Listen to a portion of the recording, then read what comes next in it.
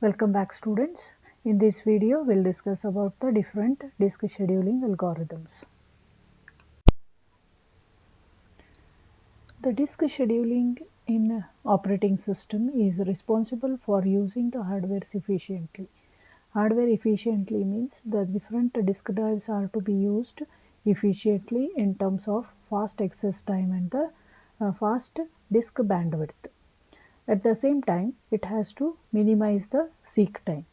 The seek time is nothing but the seek distance.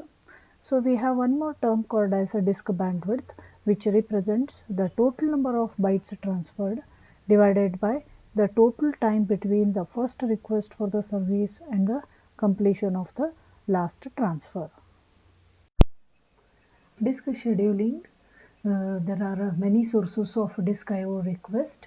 The disk scheduling is necessary because there is a request from operating system, there is a disk I/O request from system processors, there is a disk I/O request from user processors. So I/O request includes input output mode, disk address, memory address, number of sectors to transfer. So operating system maintains queue of requests, which includes per disk or per device.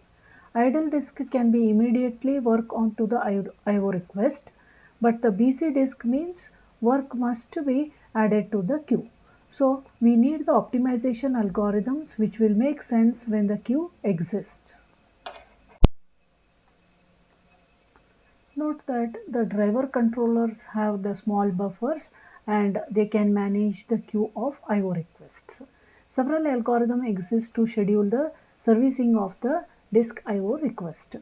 Here first we consider the first type of scheduling algorithm known as FCFS, that is first come first serve scheduling algorithm. The request queue has the sector numbers starting from 0 to 199. Initially, the head is placed at the pointer 53. The request queue has the sector numbers 98, 183, 37, 122, 14, 124, 65, 67. So, we have to move the head pointer starting from 53 to all these sectors using FCFS scheduling algorithm. So the request queue has the sector numbers 98, 183, 37, 122, 14, 124, 65, 67. So we have the range as 0 to 199. We have to draw one scale starting from 0 to 199, and on that scale approximately considering the distance we have to mark the sector numbers 14, 37, 53, 65, 67, 98, 122, 124, 183, and the last is 199. So we have to mark all these because the head has to move to all these sectors. Okay. Now initially it is given in the problem that head starts at 53. So we have to put one bullet at 53, which indicates the head starting position. So as we all know, in first come first serve policy, the processes will wait into the queue and they are processed on the arrival time. So 98 has arrived first, then 183 has arrived. So from 53, the head will move to 98, the sector. Then from this it will move to 188, 183 sector. From this again it will move back to 37th sector. Then the head will again move back to 122 sector. Then 14. Then 6, 14, 124.